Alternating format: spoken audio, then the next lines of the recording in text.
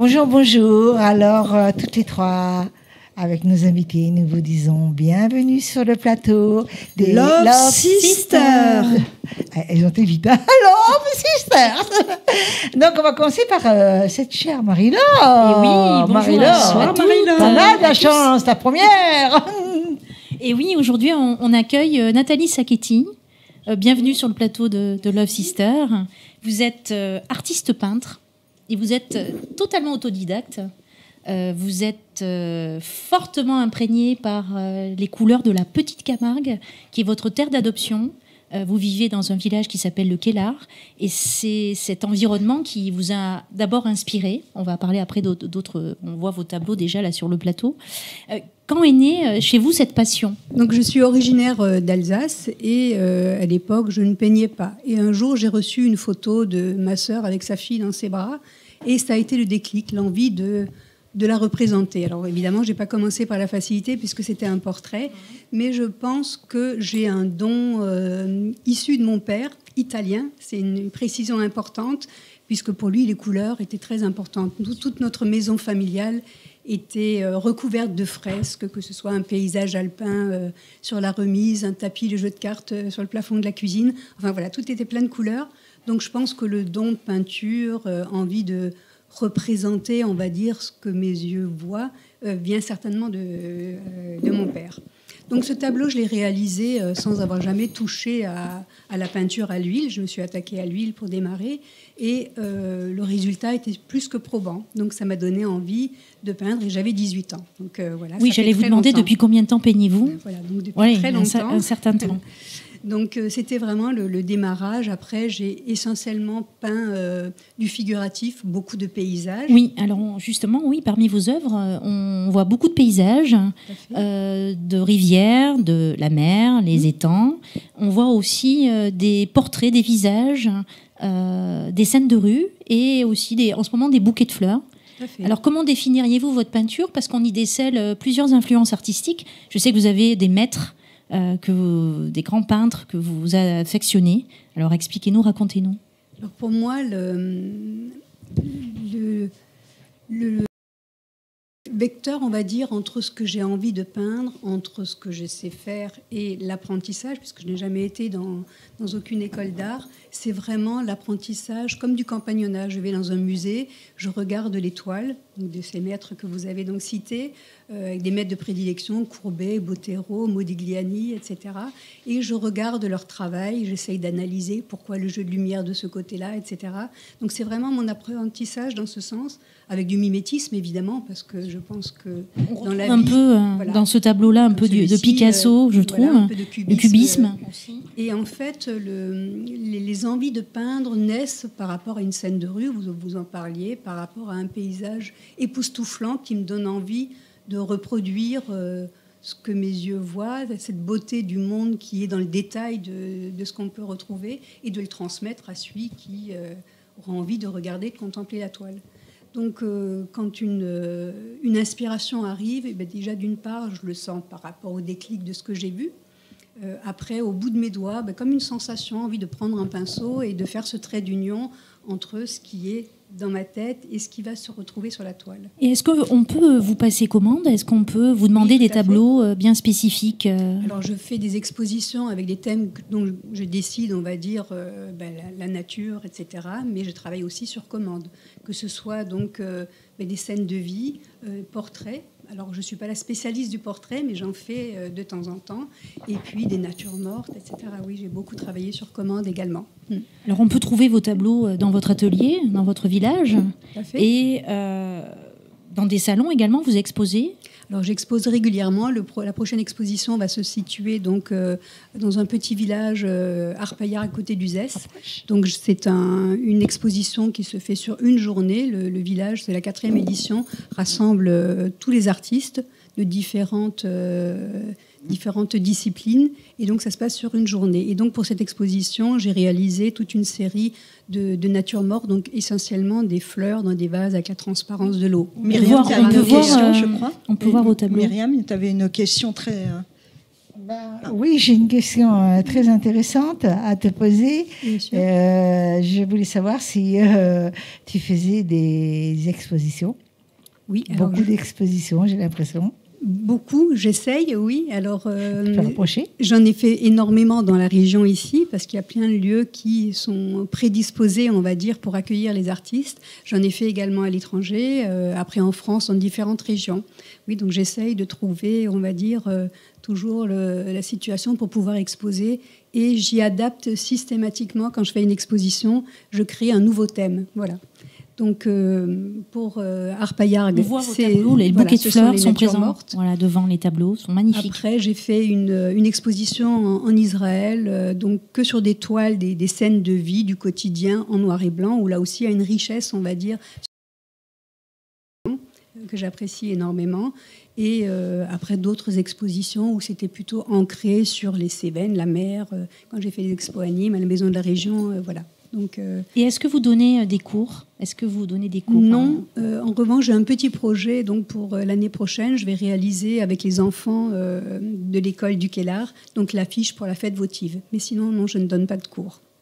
Et en ce qui concerne, donc vous parliez de la maison, de l'atelier. Alors je n'ai pas un atelier proprement dit parce que j'ai besoin de travailler au milieu de la vie, non pas m'isoler dans un atelier. Donc ma peinture est toujours à disposition dans ma pièce à vivre. Il y a le chevalet, le matériel. Donc je peux autant cuisiner et rajouter un petit coup de pinceau parce que je vois, voilà, là, la transparence, elle doit être un peu travaillée, etc.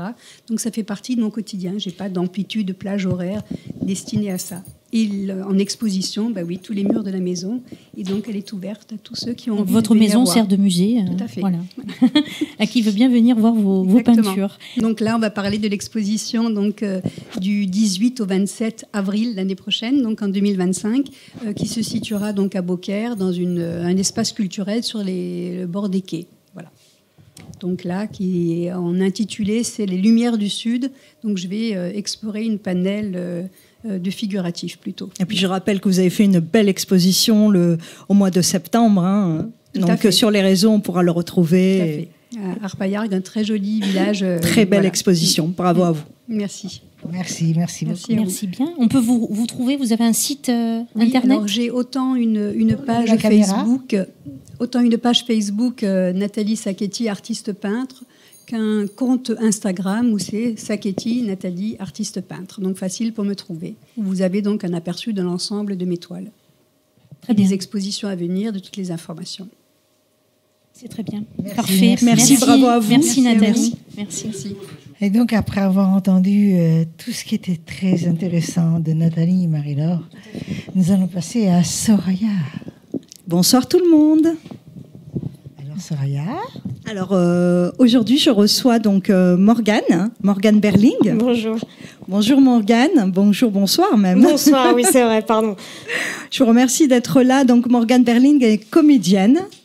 Donc comédienne humoriste, donc elle est talentueuse, elle fait des scènes, des shows, on appelle ça des shows, c'est bien ça. Voilà, des shows à travers la France. Son dernier spectacle a été joué plus de 83 fois et encore on n'est pas à jour. Non, au mois de décembre. Je pense que c'est un peu plus, ouais. C'est un petit peu plus. À seulement 23 ans, vous remplissez des scènes. Alors, je rappelle qu'elle nous arrive tout droit de Lyon, lyonnaise. Mais à force de voyager, de faire des shows un peu à travers la France, elle m'a même dit que Montpellier lui plairait. Oui. Donc, tu n'es pas trop fatiguée? Non, pas du tout. J'adore. Je suis fatiguée quand je m'arrête. Exactement. Alors, juste rapidement, donc vos spectacles ont été coécrits avec Étienne. Je ne veux pas déformer son nom de famille. Étienne Gachet. J'ai coécrit le spectacle avec Étienne Gachet qu'on a vu tout à l'heure. Donc si on a un moment, on lui fera un petit coucou. Parlez-nous de ce spectacle. Comment il est né? Pourquoi il est né? Et la comédie, donc c'est votre passion aujourd'hui. Bien qu'au démarrage, vous pensiez absolument pas être comédienne. J'ai commencé à faire du théâtre parce que mes parents m'ont envoyé faire du théâtre parce que je pense que je faisais beaucoup trop de spectacles par semaine à la maison. Ils en ont eu marre, donc ils m'ont lancé sur scène et c'était une très bonne idée parce que j'ai adoré. Et on a commencé à écrire le spectacle bien plus tard avec Étienne parce qu'on avait envie de faire marrer les gens et que j'avais plein d'histoires à raconter. Et comment tu as connu Étienne? Étienne, on s'est rencontrés, c'est un concours de circonstances, il était dans mon cercle proche depuis un bon nombre d'années, mais comme comme on a 20 ans d'écart, moi je le considérais déjà comme un grand adulte et du coup Tout à fait, je rappelle qu'Étienne Gachet donc est un professionnel, hein, donc Oui. il sait de quoi il parle. Oui, oui. Et, il connaît très bien le monde du spectacle, de la comédie, de la communication aussi. Hein. C'est ça. Et c'est un grand soutien pour vous. C'est un grand soutien et puis c'est très drôle parce que je le connais un peu depuis toujours. Il était dans un groupe de musique avec mon père au lycée et voilà, on s'est rencontrés comme ça. Donc ça fait bien longtemps qu'il me supporte. Voilà. Votre spectacle, de quoi il parle? Mon spectacle, il parle Comment il est né aussi? Et ben, il est né à force de vouloir quitter à tout prix les études parce que ça ne m'intéressait pas. Et il parle du passage à l'âge adulte. Voilà. Et de la vingtaine et de la période dans laquelle je suis, ni vraiment enfant, ni vraiment adulte, et de comment je me considère et comment les autres me voient aussi. Voilà. C'est un sujet que vous abordez avec humour, mais en réalité, c'est pas facile. C'est pas facile. C'est pas facile d'être enfant, ado. Non, c'est ça. Et passer à l'adulte, est-ce qu'on a vraiment envie de passer dans ce monde de fou? Non, absolument pas. Et en même temps, ça nous rattrape vite aussi. Je me suis mise à boire du café, à boire du vin rouge. Voilà, ça y est, j'arrive malgré moi dans ce monde-là. Mais bien premier sûr, verre de vin rouge. Immonde, le premier verre de vin rouge, évidemment. J'ai détesté. Mais tu l'as bu quand même. Mais je l'ai bu, bien sûr. Bah oui, parce que. Et le deuxième? Après. Je crois que c'est à partir du 10e que j'ai commencé à vraiment apprécier. Ouais, je me suis forcée un moment. Je rappelle qu'il n'était pas bon pour la santé de boire. Hein. Non, et je me suis forcée un petit peu, faut pas exagérer. Attends, ouais. Certains le disent et certains prétendent le contraire. Un petit verre ne fait pas de mal. Mon père dit que pour c'est l'anémie, bon pour c'est le cœur. très bon, hein, voilà, un verre. Ça. Il paraît que c'est bon pour le cœur. Et voilà, et donc oui, c'est une un peu compliqué, mais c'est pas un drame non plus. Bien sûr, il y a beaucoup plus grave que ça dans la vie, et c'est d'ailleurs ce que je raconte dans le spectacle. Donc, est-ce que vous n'avez pas voulu faire passer un message un peu aux adultes qui, dans le monde, à travers... Enfin, vous faites de l'humour, mais en réalité, vous voulez passer un message. Oui, mais je pour pense sensibiliser aussi, pour qu'aussi le monde des adultes comprenne aussi que ce passage n'est jamais facile. Oui, bien sûr. Après, c'est évidemment, on est bien loin de toutes les grosses problématiques que le monde traverse en ce moment. Donc voilà, c'était aussi pour amener un peu de légèreté. Ça parle à tout le monde de ce spectacle parce que la vingtaine, soit on l'a eu, soit on l'a, soit on va l'avoir. Donc ça, c'est aussi fait pour toucher un large choix. Et c'est pas du tout là pour incriminer les adultes. Bien au contraire, vous êtes ma principale source d'inspiration. Donc. Mais tu es une adulte? Non, pas du tout. C'est justement de ça dont traite le spectacle. C'est que je me considère pas vraiment comme une adulte. Oui, mais tu as quand même les artères d'une adulte. Mais oui, je bois du café maintenant, donc j'en suis un peu une forcément. Et bois du rouge et du café. Attends, Je voulais simplement vous rappeler, Morgane Berlin, que nous avons 20 ans, nous aussi. Hein. Bien sûr, mais vous êtes dans mon équipe, évidemment. Et voilà, et ce spectacle est abordé évidemment avec beaucoup de légèreté et beaucoup d'humour et de l'autodérision parce que c'est important. Et c'est vraiment un seul en scène d'humour parce que c'est mi-théâtre, mi-stand-up. C'est un mélange des deux. Voilà, j'ai pas réussi à trancher, donc j'ai gardé les deux disciplines. Est-ce que tu peux faire, par exemple, sans réfléchir, un court sketch? Un cours, normalement vous avez les, c'est compliqué parce que on donne un extrait de ton. Vous avez les extraits de. On a les extraits qu'on va voir, bien sûr. entendu, mais je veux dire en live. Est-ce que tu peux faire là un court, mais très court? Oui, je peux faire un très court extrait. Il y a un moment dans le spectacle où je demande ce que c'est de devenir adulte, et je dis est-ce que devenir adulte c'est aller au marché avec son caddie? Sur lequel il y a écrit j'ai plus un radis. Voilà, c'est ma grande question. C'est ma grande question. Et ça traite de tout ça. Mais les extraits parleront bien mieux. C'est beaucoup plus simple de le faire sur scène que sur un plateau télé, malgré tout. C'est mieux d'être en condition.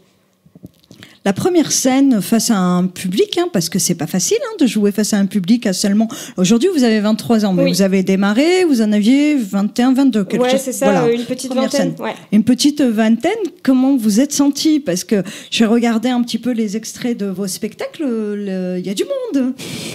Oui, c'est mieux quand il y a du monde dans la salle. C'est plus agréable. Et je me suis sentie. La salle est pleine. je me suis sentie stressée. Je me suis demandé pourquoi je faisais ce métier et j'ai eu envie d'arrêter, évidemment. Et puis, à partir du moment où on a un premier rire, après, c'est comme une drogue, en fait. On n'a plus envie de s'arrêter. Donc, à chaque fois que je monte sur scène, je me demande pourquoi je fais ce métier et je me promets que je vais tout arrêter. Et puis, quand je ressors de scène, je me fais la promesse de continuer Comment ce que je vous fais. voyez l'avenir? Vous avez envie de faire des grandes scènes françaises? Oui, bien sûr. Aux côtés des plus grands aussi? Oui, bien sûr, des plus grands ou pas. Forestier était...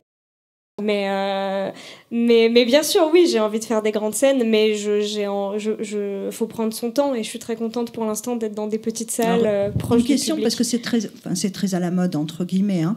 Vous n'avez pas envie d'intégrer un comedy club? Comme ça se fait énormément. Oui, j'ai joué avec dans une émission qui s'appelle le Top Comedy Club, qui a été enregistrée avec Mathieu Madénian à Lyon, qui regroupe une partie des humoristes lyonnais, qui a été diffusée là à la rentrée.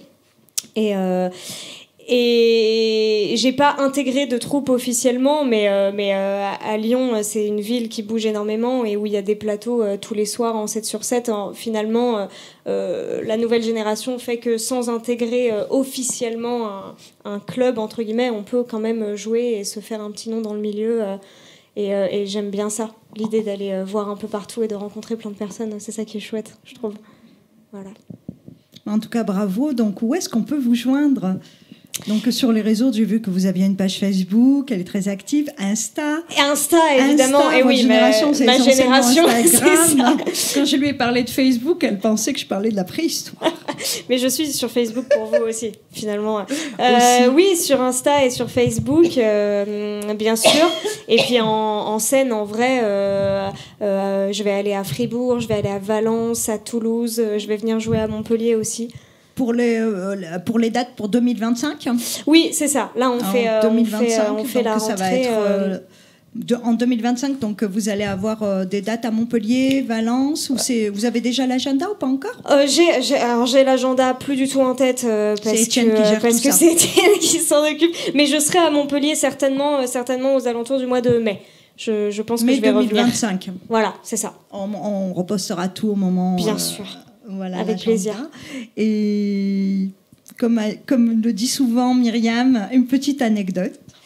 Une petite anecdote. La première fois que j'ai joué un bout de mon spectacle, c'était dans une résidence universitaire et c'était face à une seule personne qui ne parlait pas français.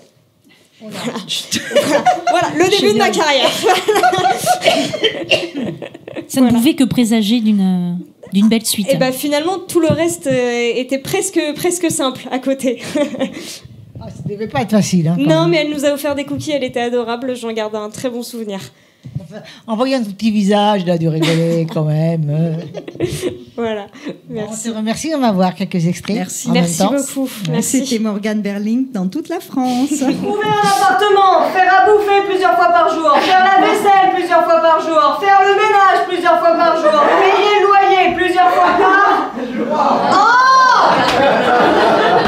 Je suis ni un enfant ni un adulte, je suis quoi? Merci de votre aide. Pour moi, c'est pas la Marseillaise qu'il faut apprendre aux enfants à l'école. Non. Moi, je pense que ce serait vachement plus honnête de leur dire « Allez, régalez-vous, parce qu'à partir de 20-25 ans, vous allez signer un CDI pour un boulot qui vous apportera plus d'angoisse que de pognon. »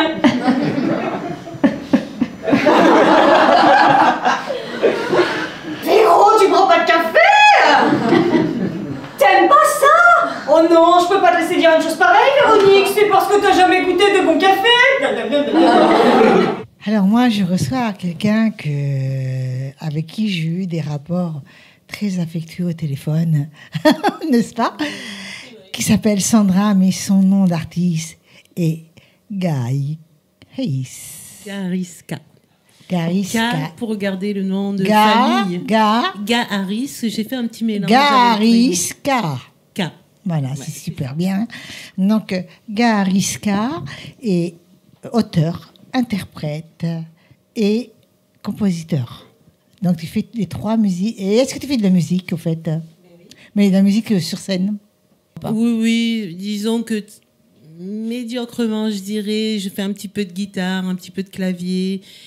Mais je fais surtout du beatmaking, en fait. Donc, j'utilise une machine, en fait, qui m'aide, un clavier, une machine, mon micro, comme pédale Vox, la guitare, absolument. Voilà, ça, c'était une période, en fait, où j'avais pas de musicien et j'avais vraiment envie de composer. Donc, c'est là où j'ai commencé à jouer. Mais tu as très intelligemment, parce que moi, je l'ai acheté. Et je ne m'en suis toujours pas servi, je ne sais pas m'en servir encore. Mais je suis passionnée, en fait, c'est surtout ça. Je crois que je vais t'inviter à la maison. Ouais. Et puis en plus, une fois qu'on a découvert tout ce qu'on peut faire, c'est énormissime. Je sais, c'est énormissime. Ouais, mais toi, tu peux le faire toute seule ou tu es obligée d'avoir un guitariste Non, moi je le fais toute seule. Après, c'est personnel d'avoir un bassiste ou un percussionniste ou un guitariste. C'est parce que sur la scène, je veux qu'il y ait un peu plus de mouvement. Et je veux que ce soit plutôt électro-acoustique. Tu n'es pas venue seule d'ailleurs. D'ailleurs, je ne suis pas venue seule. Et j'aime justement leur compagnie. Parce que la musique, oui, je la compose, mais je suis complètement ouverte autour de moi avec mes amis musiciens, sur la réflexion, ils m'aident, comme Tito, sur la percussion, tout ce qui est percussif. Ouais, mais enfin, vous êtes ensemble, comme notre cher ami. Et voilà, vous fusionnez. Absolument. Hein. Donc moi, j'écris tout. Hein. J'écris, je fais, je compose. Et en fait, quand tu pas du genre à partager, finalement. Non, c'est pas ça. C'est que je pense que je sais où je vais. Donc, je prends la décision d'écrire, de composer. Après, je mets tout à plat avec les musiciens. Et vous décidez ensemble. Et on décide ensemble. Ça, c'est très bien. Des petites choses et tout. Parle-moi un petit peu de toi, parce que ça m'intéresse aussi de savoir ton cursus. Donc, j'aimerais bien, même sans que je te pose la question, bête et disciplinée, j'ai envie de savoir comment tu as commencé. Alors, j'ai commencé... il y a quelques années, peut-être 15, 20 ans, quelque chose comme ça. Quel était le déclencheur? En fait, le déclencheur, c'est que je tenais une boutique. En fait, pendant longtemps, on tenait une boutique. Et oui, non, mais je rigole pas, parce que tu tenais une boutique. Oui, je t'imagine dans la boutique, c'est tout. Voilà, mais moi aussi, je me suis imaginé tout de suite dans la boutique. Mais je sais pas quelle boutique. Je n'avais pas imaginé. On faisait du marquage textile, en fait, parce que on fait du graphisme, voilà. Donc, c'est vraiment... Avec une machine, là? Oui, la machine, et puis après on utilise des logiciels où on fait du dessin, où on fait du graphisme, on fait toutes nos maquettes, tout, je fais tout. Donc, mais je m'ennuyais un petit peu en fait, je me posais, on arrive à un certain âge, 30 ans, qu'est-ce que tu veux faire? Mais est-ce qu'il n'y a pas eu un déclencheur psychologique, affectif ou autre? Toujours, là, pour moi la musique c'est une thérapie. D'accord. Voilà. J'en ai besoin. Donc, tu en avais déjà besoin à cette époque-là? J'en ai toujours eu besoin, et c'est ce qui m'a sorti d'ailleurs d'une monotonie. Du magasin? D'une tristesse de ce magasin. Absolument. Qui était super, même. Ah, mais je ne critique pas. Hein. De toute façon, c'est mieux de travailler que de profiter à rien faire. Moi aussi, hein. Je faisais ce que j'aimais. Hein. Mais je crois qu'à un moment donné, j'avais envie de changer. Puis la musique, ça berçait toute ma jeunesse. Et je chantais sur les artistes qui chantaient à la radio. J'étais là dans la voiture. Les styles. Pardon? Le style. Et le style, alors c'est très, très, très difficile quand on compose de se mettre dans une case. On essaye un petit peu de voir où c'est qu'on peut se caser. Moi, je dirais pop-soul. Mais parce que c'est un peu un fourre-tout, on y met un peu ce qu'on veut, mais en fait moi je marche au feeling. Voilà, c'est très bien ça, mais le feeling c'est ce qu'il y a de mieux. Ça peut être de la pop, ça peut être de la musique du monde, ça peut être du lyrique. Ouais, ça c'est bien. Du moment que je m'amuse, je me fais plaisir et que ça fasse aussi plaisir au public. Gariska, pour garder le cas de Keïta, de mon grand-père. Oui, d'accord, je sais. Mais dis-moi, non, je sais pas, mais je devine. Tu as fait un EP. Oui. Donc, un EP de combien de titres? Je pense qu'il y aura 6 titres dessus. Ça, c'est le nouveau, mais l'ancien. Oui. L'ancien, on avait quelques titres, on a commencé à tourner, mais on n'a pas été jusqu'au bout de l'album. Peu importe, mais combien de titres? Les gens ont pris, mais il y avait quoi, une dizaine, quinzaine de chansons, quelque chose quand même comme pas ça. mal. On a déjà tourné, on a fait des scènes à Paloma, on a fait quelques jolies scènes, et puis après chacun prend son chemin, d'autres activités. Parce que finalement, tu ne l'as pas oublié, ce premier EP, puis sur ta vie pour ton deuxième, là, qui va sortir. Alors, c'était pas vraiment un EP le premier, mais c'était un groupe qu'on avait monté, et comme c'était un petit peu. J'avais été quand même dans un autre groupe avant, mais comme c'était vraiment mes débuts où là je composais, ensemble, où on écrivait, où c'était tout nouveau pour nous. Donc on n'a pas été jusqu'au bout de l'EP, mais par contre on s'est vraiment amusé. On a eu des très belles scènes. Je vais bien amusé que dans le live, tu as décidé d'en prendre une chanson de ce. Oui. Est-ce que tu l'as remixée ou tu l'as laissée telle que? Je remixe toujours les morceaux, on n'est jamais satisfait. C'est normal. En fait, hein. Non, mais ça, je te comprends. Hein. Même toi, dans la comédie ou dans le théâtre, il y a des moments, des petites choses qui arrivent où tu écoutes un morceau, tu te dis, oh, mais tiens, mais là, si j'avais pu faire ça, et on rajoute, et on remixe, et on s'amuse. Ce qu'il y a de bien, c'est ce qui va ressortir sur l'EP n'est pas forcément visible, ce qu'on voit sur scène, puisque le live, on s'amuse. C'est pas pareil. Et puis, voilà, non, il y a des découvertes aussi. Est-ce que le public bouge, n'est-ce pas? Avec nous. Ah oui, bien sûr. Voilà. Et donc, et là, ton nouvel EP est complètement différent, je suppose. Ah oui, totalement différent, parce que je travaille pas avec les mêmes musiciens, sauf Patrice qui est bassiste, qu'on se connaît, ça fait 20 ans, on est toujours ensemble et on travaille toujours ensemble. Mais il est complètement différent, il est à l'image de moi. Il s'appelle? Et je pense qu'il s'appellera Bonheur Express. Et là, tu vas nous chanter une chanson de ton nouvel EP. Oui, je vous en chantais deux. Une ancienne et une nouvelle. Une nouvelle. Donc voilà, il y a 365 jours et Bonheur Express, justement. D'accord. C'est quel style? Est-ce que c'est toute la lignée du même style sur le nouveau? Je parle bien du nouveau, je ne parle pas des chansons anciennes. Est-ce que le nouveau est dans le même style tout le long? Oui et non. Parce que le titre Bonheur Express, ça va englober un sujet. Express, ça peut pas être pareil. Un sujet. L'Express, c'est l'Express. Un sujet, voilà, qui me touche particulièrement, l'actualité qu'on voit tous les jours, que je retransmets dans les chansons. Donc oui, ça va se ressembler plus ou moins. Mais en même temps, pas à l'abri d'une surprise. On n'est pas à l'abri d'une surprise, et on ne sera peut-être pas à l'abri en t'écoutant tout à l'heure de la surprise. Oui. Et quand tu dis que tu parles aussi dans tes paroles de ce monde, nouveau, et peut-être futur, je ne sais pas. Et c'est profond. C'est très profond. Je pense. Chez nous, on écoutait beaucoup de musique et c'était toujours des messages sur la vie, les sentiments, la passion, l'amour, la guerre, la peur. C'est la vie en gros, quoi. Exactement. Mais je me sers aussi quand même de l'actualité, de ce qui nous entoure, en fait, pour composer. Et je ne le vois pas autrement, en fait. Parler pour parler, ça ne m'intéresse pas. Chanter pour chanter, ça ne m'intéresse pas. Alors, tu sais ce qu'on va faire, ma chérie? Oui. Je vais te le dire, ce qu'on va faire. Tu vas d'abord nous faire un live. Oui. Et ensuite, on va revenir. Donc, on t'attend avec impatience. N'est-ce pas qu'on l'attend avec impatience? Voilà, on t'attend. Donc, merci, Muriel. Merci beaucoup, Muriel. Merci pour l'invitation.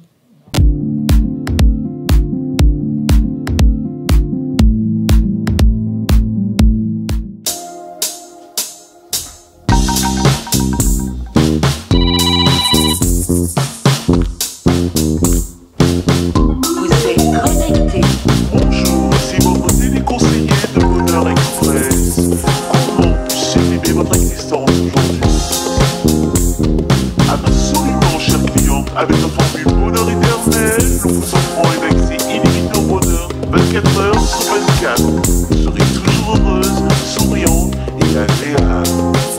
Eh bien, nous avons développé une combinaison spéciale qui libère des endorphines en continu. Vous serez constamment dans un état de folie et vous n'aurez aucun effet secondaire indésirable. J'ai 2 minutes avant qui me rappelle. Dois-je accepter le bonheur éternel? Mais quelle étrange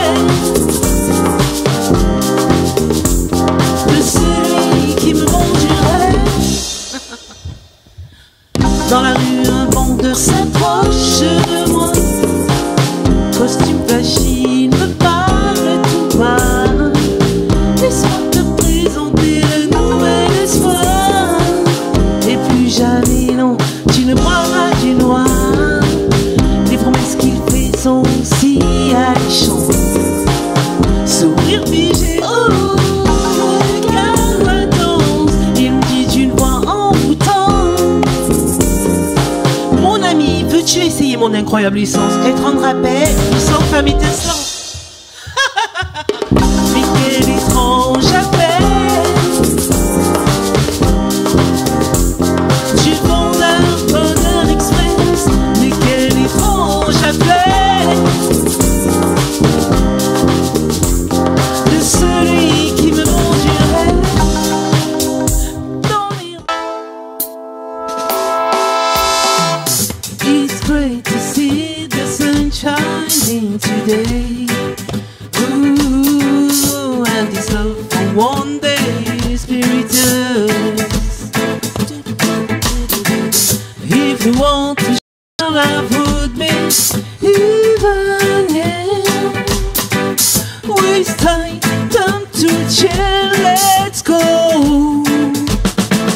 Sur la route Koweït, je rêvais que je croisais enfin la vérité, le bonheur et la paix.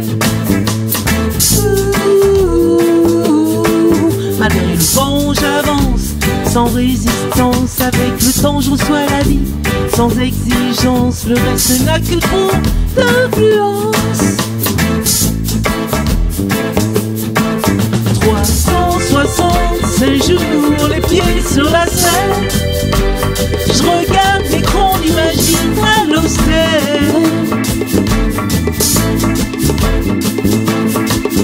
365 jours liront nos œillets. Il est encore temps, oui.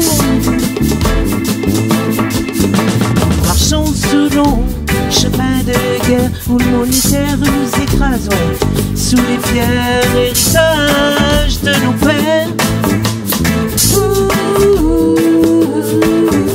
Les armes, je les fuis comme la peste. Fraterniser, c'est vraiment tout ce que je préfère. La paix, c'est pas pour nous déplaire.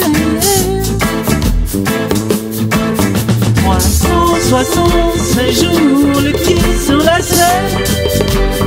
Posons les armes, le globe à l'envers. 365 jours, réalisons nos prières. Il est encore temps, ouais, yeah.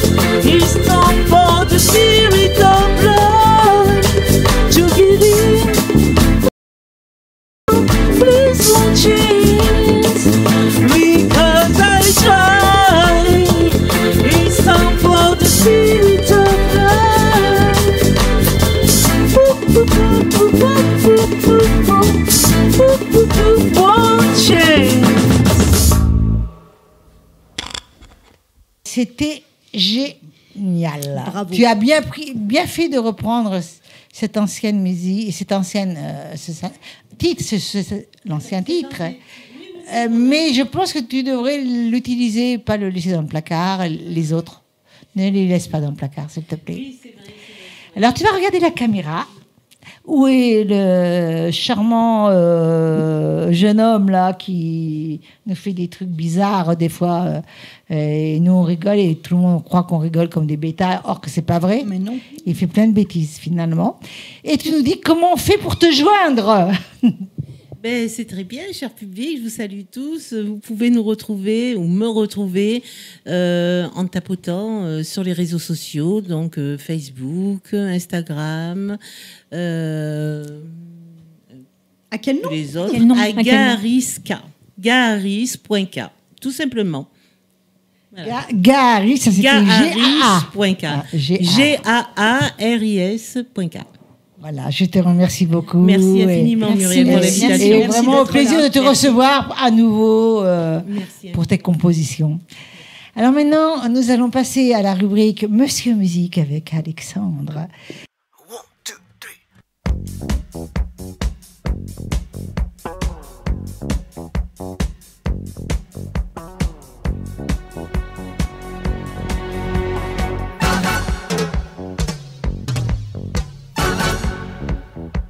Alors nous voilà pour la deuxième partie de la musique russe. La deuxième partie de la musique russe et surtout, on va continuer à parler, maintenant on va être plus spécifique.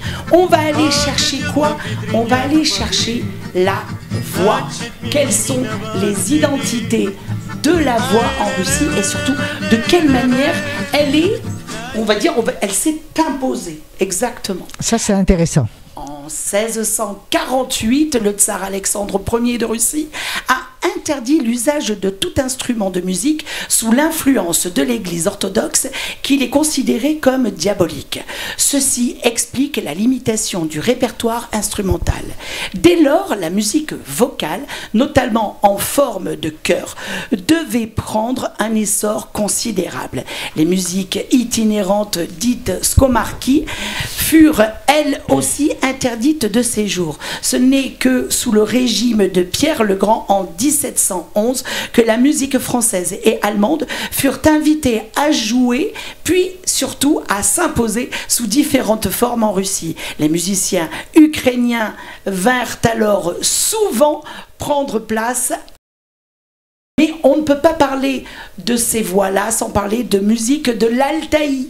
Les bardes de Kashki du peuple altaïa chantent l'époque des Boglavi, mais aussi le style proche de la voix de gorge accompagnée de la vielle d'obsture.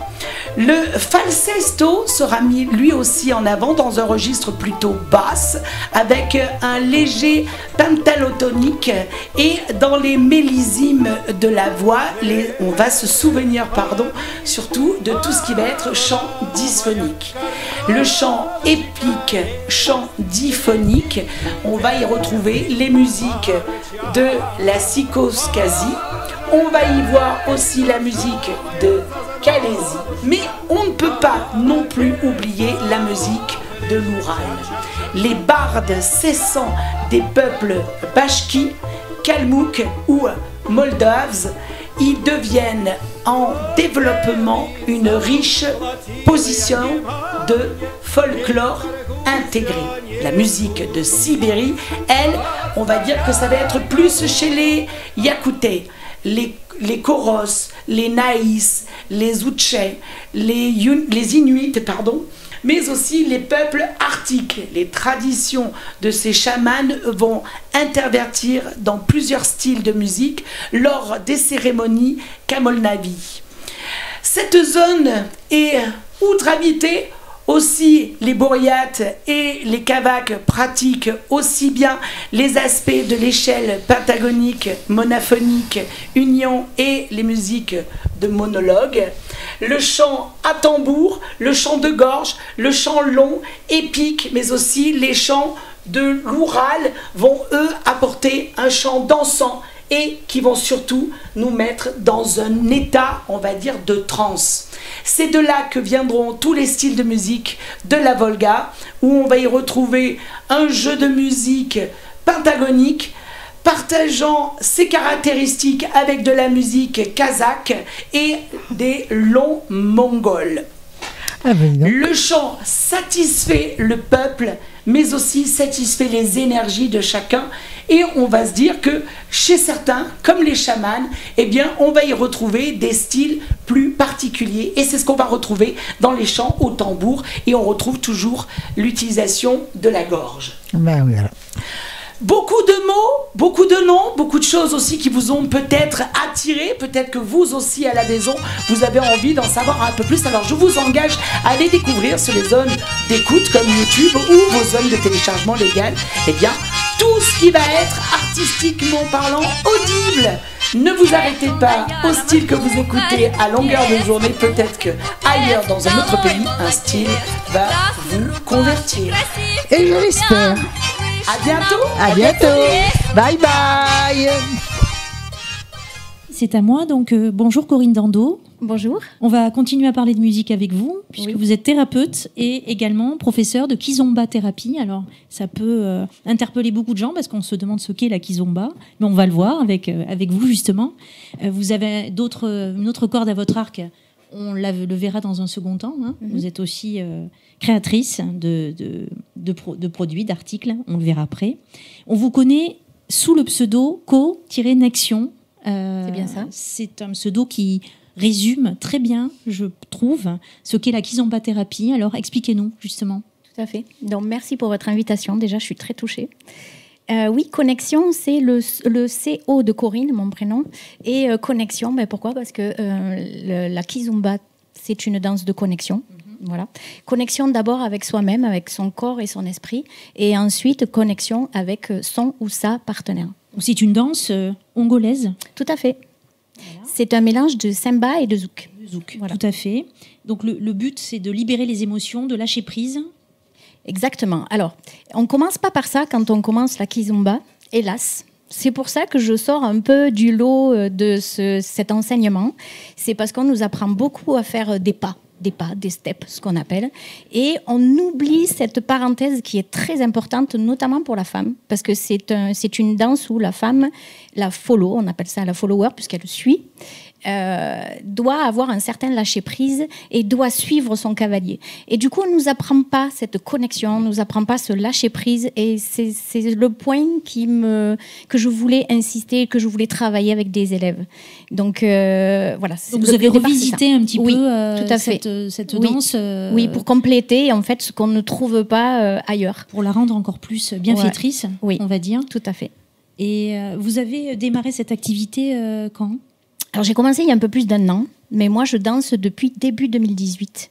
D'accord. Voilà, assidûment, parce que j'ai voulu avancer très, très vite. C'est une danse qui est complexe parce qu'on doit apprendre beaucoup de codes pour comprendre son cavalier. Après, quand on passe en tant que cavalière, quand on en a envie, et si on en a envie, parce que c'est plaisant aussi, pareil, c'est d'autres codes aussi à apprendre. Donc, c'est une danse qui est très... qui n'est pas facile, j'emploie le mot, qui n'est pas facile, mais qui délivre tellement d'émotions et voilà, une espace de liberté aussi. Et on oublie tout, on oublie la vie quotidienne, c'est passionnant. Et on est tous addicts après. Hein, quand mais la question qui me vient, que je n'avais pas pensé vous poser, mais c'est de quelle façon vous avez connu cette danse ? Parce que c'est vraiment pas connu. Grâce à un ami qui pratiquait déjà depuis une... Mais ça m'a pas plu tout de suite parce que je ne suis pas tombée dans la kizomba par hasard. Psychologiquement, c'était très compliqué avec mon corps parce que je suis une ancienne obèse déjà. Ça, c'est la première chose. Et la deuxième chose, le rapport avec la proximité avec un danseur, pour moi, était difficile. Donc, ça m'a appris à m'ouvrir, à me connaître, à me reconnecter avec mon corps et m'ouvrir aux autres. Donc c'est un peu comme les danses de salon, il faut être préparé à danser avec quelqu'un. Oui, c'est très particulier. Évident. Voilà, c'est ça. Donc au début, j'ai commencé à danser très loin, mais j'ai bien compris que c'était pas pour moi, c'était pas possible comme ça, voilà. Et puis petit à petit, c'est pas pour rien que j'ai fait ça. Et c'est intéressant lorsque tu dis j'étais une ancienne obèse. Oui. Très jeune, très jeune, et donc ça a dû te marquer quand même. Oui, j'ai encore des séquelles par rapport à ça. Hein. Je me vois pas comme on me voit. Oui, j'ai encore du travail. Même si je suis thérapeute, je donne des conseils aux autres, mais je dois encore travailler sur moi-même là-dessus. C'est un long travail. C'est un long travail. Ça a été un dur traumatisme quand même. Oui, Oui, oui. Après, si on met, en tant que thérapeute, forcément, je mets des mots M-O-T-S sur des mots M-A-U-X. Et du coup, je sais pourquoi je suis passée par là. De là à bouger ton corps. Ah oui, et oui. J'ai fait un petit peu de danse, de hip-hop quand j'étais toute jeune, mais ça ne me correspondait pas parce que j'avais pas confiance en moi. J'aimais ça. Et là, ce qui me plaît aussi dans la kizomba, c'est qu'on peut rajouter du hip-hop, on peut rajouter des steps qui n'existent pas en traditionnel, hein, mais en le modernisant, on peut y rajouter un peu de bachata, on peut y rajouter, attention, des gestes de bachata, ne mélangeons pas tout, la danse latine et la danse angolaise, mais voilà, on peut la moderniser et c'est ça qui est bien. Voilà, Et où donnez-vous ces cours alors j'ai des cours en particulier avec certains élèves, encore en ce moment. J'en ai donné dans mes villages, aux alentours de chez moi. Voilà. Il y a des projets. Après, je propose, il faut me suivre sur les réseaux, je propose des stages de 2 heures le week-end, voilà, où il y a des petites pratiques juste après. Et j'ai eu la chance de donner des cours en festival. Voilà, ceux qui m'ont ouvert leurs portes, je les remercie d'ailleurs. C'est du plaisir d'apprendre cette technique-là qu'on n'a pas l'habitude de voir avec les autres professeurs. Vous n'avez pas de salle appropriée, vous pouvez aller à domicile chez les personnes? Oui, tout à fait. C'est pas mon but d'avoir un point fixe. Voilà. Okay. Cet été, je l'ai fait en nature. Alors là, on est connecté avec. C'est encore mieux. Oui, parce que je l'ai fait sur Sommières, en bord de rivière, donc connecté aussi à la rivière. Avec, ça a tout les son éléments, charme. La nature, bah oui, ça nous aide la connexion. Parce qu'en étant thérapeute, j'utilise les outils que j'utilise dans la thérapie, je les utilise aussi dans la kizomba. Donc ça aide à s'ancrer, ça aide à être connecté. Voilà, comme la géométrie sacrée, comme les hertz, etc. Moi, ça me fait penser beaucoup, Marie-Laure, et toi, chère amie, ça me fait penser beaucoup aussi à une reconnexion du couple, puisque c'est à 2. Tout à fait. On parle bien du couple qui s'ennuie et qui ne fait rien et où la lassitude est là. Ça fait partie aussi. Tout à fait. Alors j'ai appelé ça la kizomba thérapie. Le mot thérapie ne veut pas dire forcément malade, voilà, guérison, etc. C'est ce qui fait peur. Ça peut être vu comme ça, effectivement. Oui, voilà. Et ennui. Alors que non. Hélas, mais je conserve ce nom-là parce que la thérapie, pour moi, c'est échappatoire. Échappatoire à la vie quotidienne, échappatoire à tout ce qui coince psychologiquement. Et donc, du coup, je reviens sur ce que vous disiez. J'ai pu aider un couple, j'en ai des frissons. La dame a eu un cancer et elle n'avait plus du tout confiance en elle. Et donc, du coup, voilà, je les ai connectés à cette kizomba thérapie. Et avec des steps de kizomba, cette connexion entre eux, et ça a été bénéfique pour le couple. Et donc, est-ce que ce couple a continué après? Je ne sais pas. Avec d'autres Je ne sais pas parce qu'ils sont partis vivre au Maroc. Ah voilà, donc là c'est moins facile. Donc je ne sais pas, j'ai pas de nouvelles. Ça fait loin là. Oui, là, oui. Je pense que vous avez dû leur faire renaître l'amour qui existait déjà. En tout cas, j'ai vu leur sourire et moi déjà, c'est beaucoup quoi. Alors, déjà un sourire dans un couple. Oui. Tout à fait. Où il y a des gros problèmes même, mais où il y a aussi des petits problèmes. Déjà, si l'un ou l'autre, on arrive à les faire sourire, c'est que déjà, eux ont réussi à faire une approche. Oui. Et ça, c'est génial. Ben oui. Hein? Mais cette danse, elle est magique pour ça. Alors, vous êtes vous donnez donc des cours de kizomba thérapie, mais vous avez aussi une autre corde à votre arc qui est la création. Vous êtes créatrice d'accessoires pour danseurs et danseuses. Donc, il y a des sacs pour les danseuses et des serviettes qui sont logotypés connexion. On reste avec la notion de connexion. Et quel est le but d'avoir créé ces objets, ces articles, je veux dire? Alors, c'est pour satisfaire les danseurs en priorité, parce que les hommes, quand ils dansent, ils transpirent beaucoup. Parce qu'il faut quand même avoir une sacrée énergie. Ah oui. Et donc, du coup, ils se servent des serviettes pour s'éponger, être toujours présentable.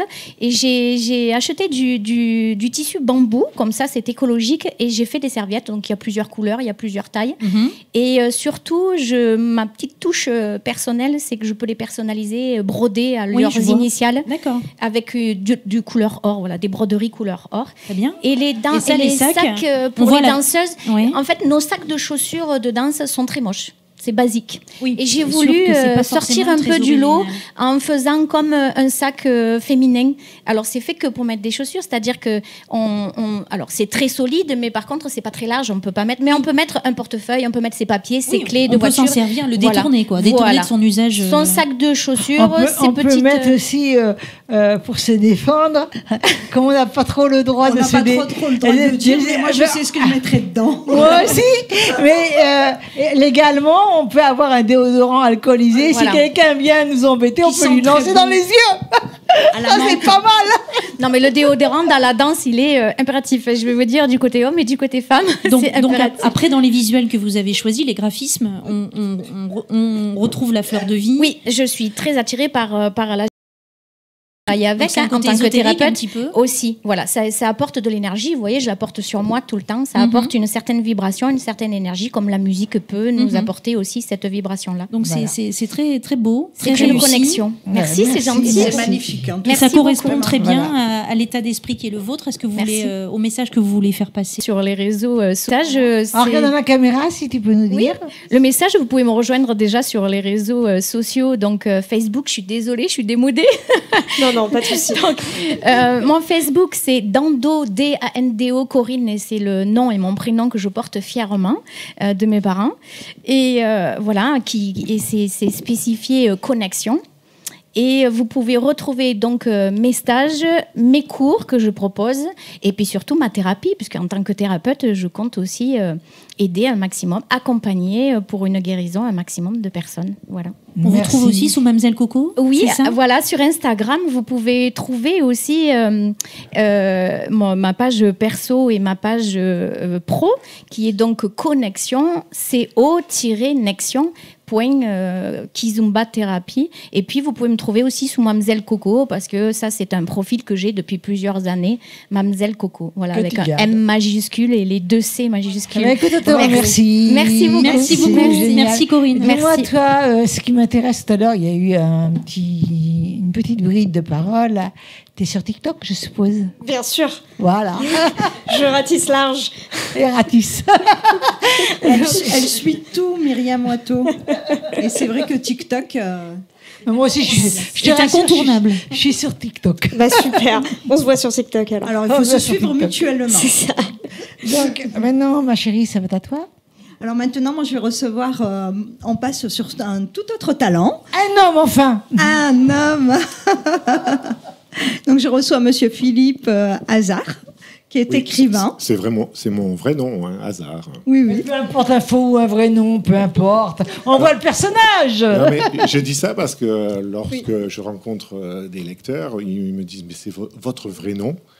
Alors je dis oui, c'est le hasard fait bien les choses. Enfin, j'essaye du moins. Vous écrivez donc en nom propre, donc c'est bien Oui. Monsieur Philippe Hazard, donc il n'y a pas de nom, voilà, comme pseudo. souvent on peut le retrouver chez certains écrivains qui veulent publier en anonyme, hein, donc avec un autre nom.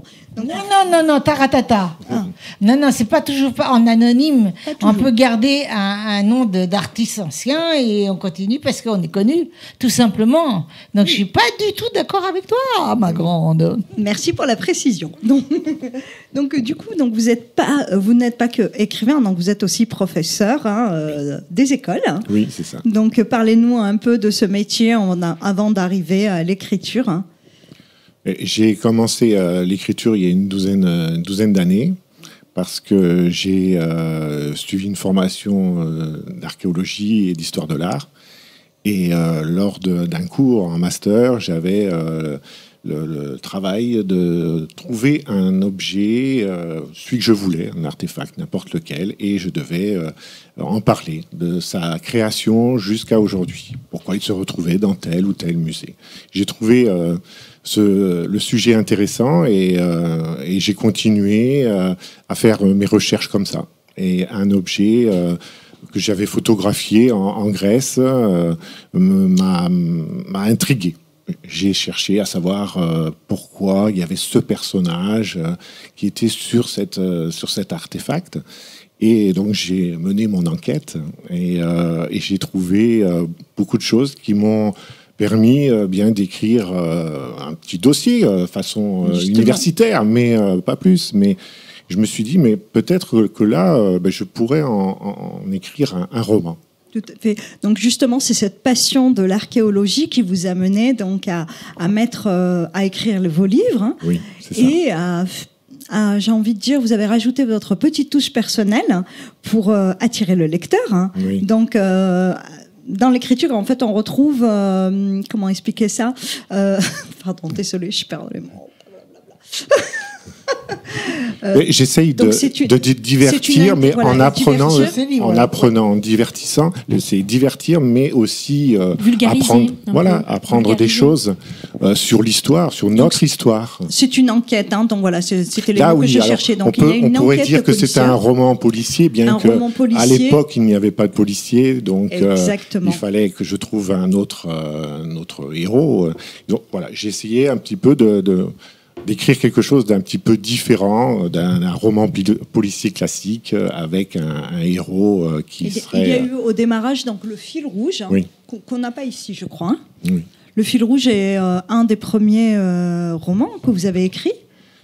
C'est-à-dire que non, mes 3 romans, le fil rouge, c'est l'objet archéologique. Voilà. Donc ici c'est une assiette votive qu'on a retrouvée dans un site archéologique pas loin d'Athènes. Et mon héros va lui avoir cette pièce à conviction, hein, si on peut dire, pour faire le parallèle avec les policiers, et il va mener son enquête à partir de cet objet, comme je l'ai fait moi-même auparavant. Mais donc c'est une image que tu as pris... que j'ai photographiée au musée. Au musée, ah ouais. D'accord. Voilà. Et donc je remarque que tous tes livres sont blancs, en fond... Oui. En fond blanc. Oui, et puis avec le bandeau blanc toujours, effectivement, comme une série. Parce que j'essaie de me... Non, ce n'est pas une série, bien qu'il y a toujours un personnage de mes romans qui se retrouve dans les 3. Mais voilà, donc ça fait que le lecteur, lui, celui-là, je le connais. J'aimerais savoir combien de temps tu mets pour écrire un livre.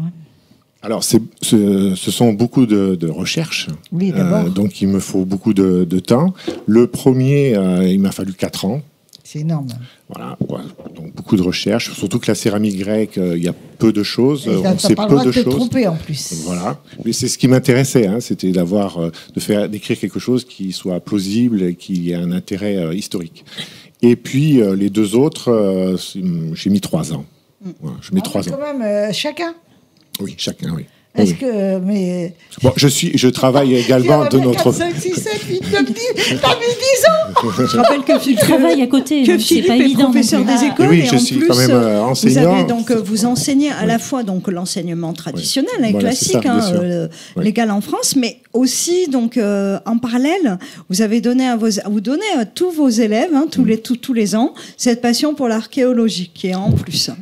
Oui, j'essaie de faire partager ma passion aux enfants avec l'histoire, avec l'archéologie. Oui, et ça, c'est pas rien. C'est pas commun d'avoir un professeur des écoles qui vous parle aussi d'archéologie. Quel âge ont les enfants? C'est super.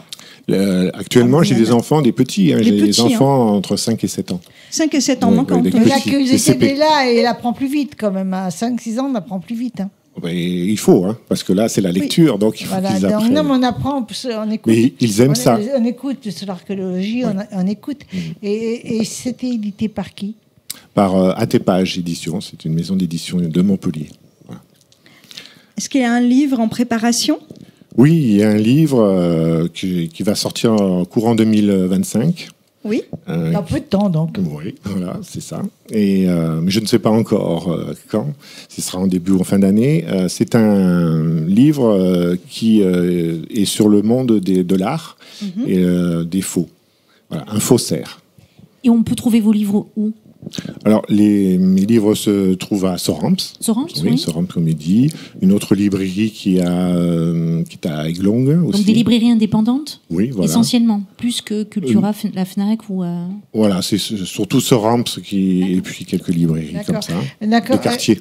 D'accord, c'est très intéressant. Donc, si je comprends bien, de toute façon, tout à l'heure, quand j'ai 10 ans, c'était pas de la moquerie, bien entendu, puisqu'il y avait le travail. Mais quand tu es plongé dans des pages de ton livre, je pense que tu peux passer aussi bien 1 heure que tu peux passer 10 heures. C'est ça, surtout que je commence en général quand j'ai fini de manger le soir, et donc ça peut se terminer très tard, oui. Donc j'espère que tu es célibataire. Parce que ça... Et non.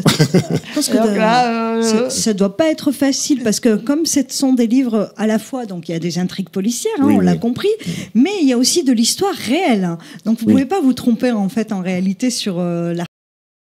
Vous pouvez pas marquer n'importe quoi. C'est plus complexe comme un livre de fiction qu'on peut imaginer.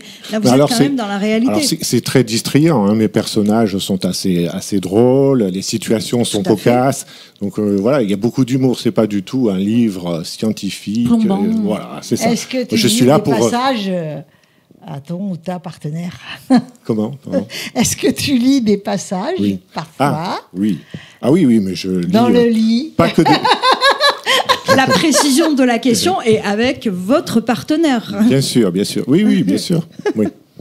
Dans le lit. Elle apprécie. Parce que Myriam doit pose des questions précises. Mais dans mes romans, il y a beaucoup de sentiments. Non, mais c'est bien la complicité de pouvoir lire. Tu as écrit quelque chose, tu es fier, et tu lis. Tu as besoin d'avoir cette aide psychologique à côté de la personne. Oui, puis c'est un regard féminin m'intéresse toujours. Ouais. Ça, c'est super bien. Ouais. C'est bien. On se complète. Là, tes livres sont magnifiques. On reconnaît ta patte avec le blanc, excuse-moi. Oui, mais c'est fait exprès. C'est justement se démarquer un petit peu. Je veux dire, par là, on dit ton nom quand on voit tous ces livres en vente. Donc c'est Sorams qui fait la promotion de votre livre dans les salons où il participe. Par exemple, je pense à la Comédie du Livre où moi je vais régulièrement chaque année. Sorams, c'est un stand très important. Oui, alors moi, cette année, j'ai fait la Comédie Off, parce que je ne sais pas si vous êtes au courant, il y a une Comédie Off de cette année. D'accord. Donc j'y ai participé. C'est quoi la Comédie Off? Un peu comme Avignon avec le festival Off. Voilà. Donc au mois de mai également, donc il y a un festival Off. Et cette fois-ci, j'ai participé. Oui, non, je vous écoute, excusez-moi. Oui, et aussi mes romans sont dans des musées, notamment le musée de Latte. Les boutiques qui sont à la sortie du musée. Oui, la librairie de Latara. Latara. C'est ça. Mais bravo, c'est pas rien. Moi, j'adore l'idée d'apprendre quelque chose de l'histoire et de pouvoir aussi se divertir avec une intrigue policière. Je trouve ça. C'est ça. Il y a du suspense. Il y a du suspense. On en redemande et on a envie. Où est-ce qu'on peut vous joindre, Philippe? En regardant la caméra. En regardant la caméra. Et si vous avez des dates de salon prochaines en 2025, surtout, il ne faut pas hésiter à le dire aux téléspectateurs. Oui, donc vous pouvez me contacter aussi avec mon site, Philippe Hazard, comme ça se prononce, et puis aussi aux réseaux sociaux avec Instagram et Facebook. Bravo à vous. Et puis, vous pouvez me retrouver après dans les salons du livre, dans la région. Sur votre page, donc vous mettrez l'agenda donc à jour. C'est ça. Merci d'être venu. Merci. Hazard. Hazard n'est pas un hasard, puisque nous terminons avec toi, Philippe Hazard. Et voilà, au plaisir de lire tes livres, vraiment au plaisir. J'ai déjà lu quelques pages, je trouve ça très intéressant. Merci beaucoup. Je voulais vous dire à tous merci. Merci à vous. Voilà, et c'est un plaisir quand même de vous recevoir. Et on dit au revoir à tout le monde. On dit au revoir à tout le monde, tous ensemble. Très intéressant. On dit bye bye. Bye bye. Bonsoir.